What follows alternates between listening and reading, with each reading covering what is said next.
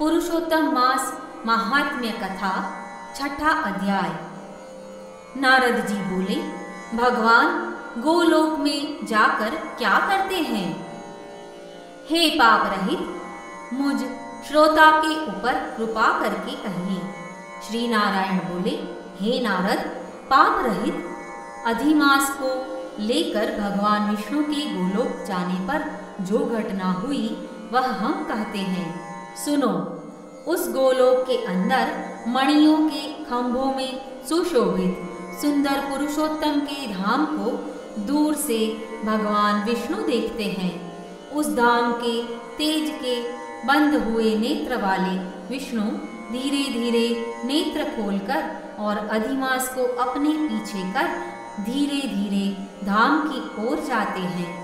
अधिमास के साथ भगवान के मंदिर के पास जाकर विष्णु अत्यंत प्रसन्न हुए और उठकर खड़े हुए द्वारपालों से अभिनंदित भगवान विष्णु पुरुषोत्तम भगवान की शोभा से आनंदित होकर धीरे धीरे मंदिर में गए और भीतर जाकर शीघ्र ही श्री पुरुषोत्तम कृष्ण को नमस्कार करते हैं।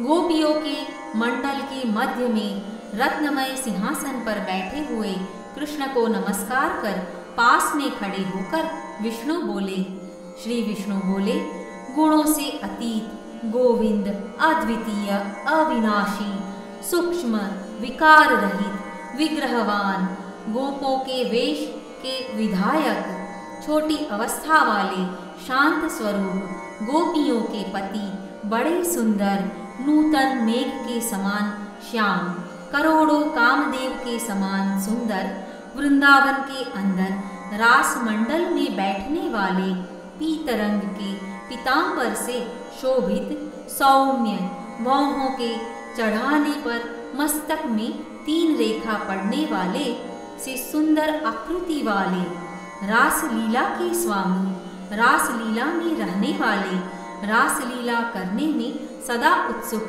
2 भुजा वाले मुरलीधर पीत वस्त्रधारी अच्युत ऐसे भगवान की मैं वंदना करता हूँ। इस प्रकार स्तुति करके भगवान श्री कृष्ण को नमस्कार कर सत्कृत विष्णु रत्नत सिंहासन पर कृष्ण की आज्ञा से बैठे। श्री नारायण बोले, यह विष्णु का किया हुआ स्तोत्र प्रातः काल उठकर जो पढ़ता है उसके समस्त पाप नाश हो जाते हैं और अनिष्ट स्वप्न भी अच्छे फल को देते हैं और पुत्र पौत्र आदि को बढ़ाने वाली भक्ति श्री गोविंद में होती है।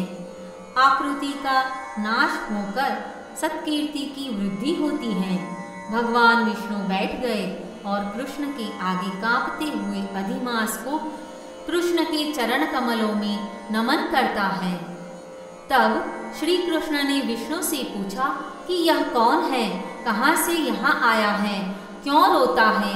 इस गोलोक में तो कोई भी दुख भागी होता नहीं है। इस गोलोक में रहने वाले तो सर्वदा आनंद में मग्न रहते हैं। ये लोग तो स्वप्न में भी दुष्ट वार्ता या दुख भरा समाचार सुनते ही नहीं। अतः हे विष्णु, यह क्यों कांपता है और आंखों से आंसू बहाता दुखित हमारे सम्मुख किस लिए खड़ा है? श्री नारायण बोले, नवीन मेघ के समान श्याम सुंदर गोलोक के नाथ का वचन सुन सिंहासन से उठकर महाविष्णु मलमास की संपूर्ण दुख गाथा कहते हुए बोले। श्री विष्णु बोले, हे वृंदावन की शोभा के नाथ, हे श्री कृष्ण, हे मुरलीधर, इस अधिमास के दुख को आपके सामने कहता हूँ, आप सुने। इसके दुखित होने के कारण ही स्वामी रहित अधिमास को लेकर मैं आपके पास आया हूँ। इसके उग्र दुख रूप अग्नि को आप शांत करें। यह अधिमास सूर्य की संक्रांति से रहित है, मलिन है, शुभ कर्म में सर्वदा वर्जित है। स्वामी रहित मास में स्नान आदि नहीं करना चाहिए। ऐसा कहकर वनस्पति आदि को ने इसका निरादर किया है। द्वादश मास कला, क्षण, अयन, संवत्सर आदि शेषवीरों ने अपने अपने स्वामी के गर्भ से इसका अत्यंत निरादर किया। इसी दुखाग्नि से जला हुआ यह मरने के लिए तैयार हुआ। तब अन्य दयालु व्यक्तियों द्वारा प्रेरित होकर हे ऋषिकेश, शरण चाहने की इच्छा से हमारे पास आया और कांपते कांपते, घड़ी घड़ी, रोते रोते अपना सब दुख जाल इसने कहा। इसका यह बड़ा भारी दुख आपके बिना टल नहीं सकता। अतः इस निराश्रय का हाथ पकड़कर आपकी शरण में लाया हूँ।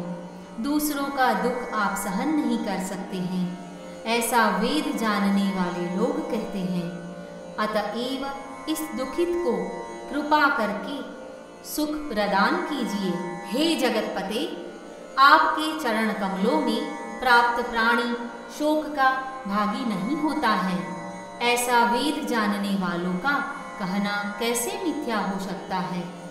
मेरे ऊपर कृपा करके भी इसका दुख दूर करना आपका कर्तव्य है, क्योंकि सब काम छोड़कर इसको लेकर मैं आया हूँ। मेरा आना सफल कीजिए। बारंबार स्वामी के सामने कभी भी कोई विषय न कहना चाहिए। ऐसी नीति के जानने वाले बड़े बड़े पंडित सर्वदा कहा करते हैं। इस प्रकार अधिमास का सब दुख भगवान कृष्ण से कहकर हरि कृष्ण के मुख कमल की ओर देखते हुए कृष्ण के पास ही हाथ जोड़कर खड़े हो गए। ऋषि लोग बोले, हे सुत जी, आप दाताओं में श्रेष्ठ हैं। आपकी दीर्घायु हो, जिससे हम लोग आपके मुख से भगवान की लीला के कथारूप अमृत का पान करते रहे। हे सुत, गोलोकवासी भगवान कृष्ण ने विष्णु के प्रति फिर क्या कहा और क्या किया इत्यादि लोकोपकार विष्णु कृष्ण का संवाद अब आप हम लोगों से कहिए। परम भगवत भक्त नारद ने नारायण से क्या पूछा? हे सुत, इसको आप इस समय हम लोगों से कहिए।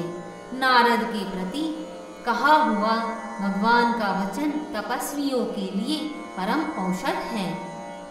इति श्री बृहन्नारदीय पुरुषोत्तम मास माहात्म्ये षष्ठोऽध्यायः। हरिशरणम्।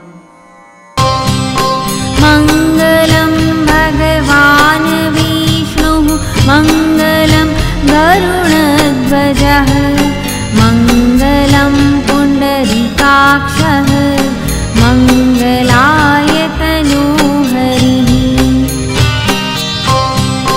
मंगलम भगवान विष्णुः मंगलम गरुड़ध्वजः मंगलम पुंडरीकाक्षः मंगलाय तनूहरिः। मंगलम भगवान विष्णुः मंगलम गरुड़ध्वजः मंगलम पुंडरीकाक्षः मंगलाय तनूहरिः। मंगलम भगवान विष्णुः मंगलम गरुड़ध्वजः मंगलम पुंडरीकाक्षः मंगलाय तनूहरिः।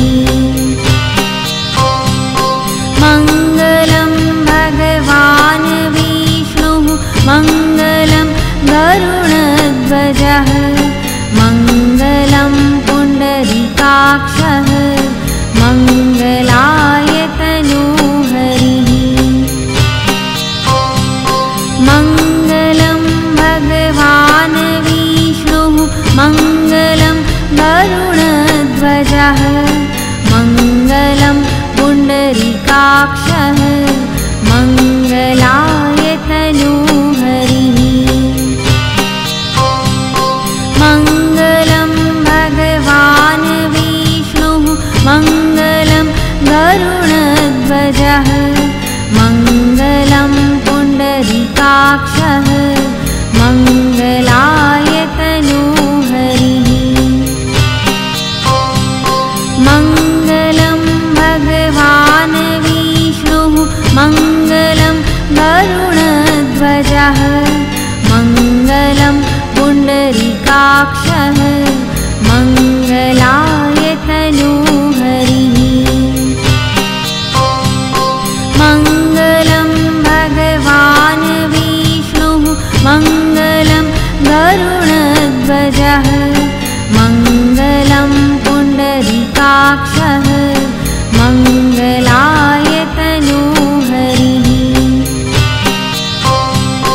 मङ्गलं भगवान् विष्णुः मङ्गलं गरुडध्वजः मङ्गलं पुण्डरीकाक्षः मङ्गलाय तनूहरिः